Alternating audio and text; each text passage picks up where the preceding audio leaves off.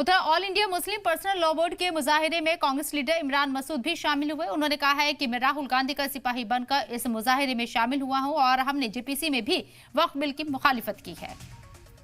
इमरान मसूद साहब इस वक्त मेरे साथ हैं।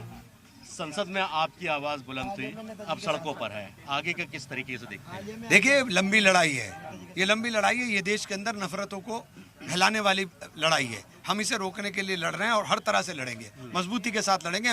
नफरत से देश नहीं चल सकता, देश के अंदर मोहब्बत की बात ही होगी। बीजेपी का कहना है कि ये पॉलिटिकल हो गया पूरी तरीके से, प्रोटेस्ट मुसलमानों का प्रोटेस्ट नहीं रहा। पॉलिटिकल हो गया। मुसलमान क्या, मुसलमान की अगर कोई हिंदू बात करेगा, अगर वरुण मुसलमान की बात करने के लिए यहाँ समर्थन देने के लिए आया है, तो क्या वरुण गलत हो गया? ये थोड़ा ही ना हो गया। ये हमारे साथी एमपी अम्बाला से तमाम साथी हैं, तमाम पार्टीज के लोग हैं।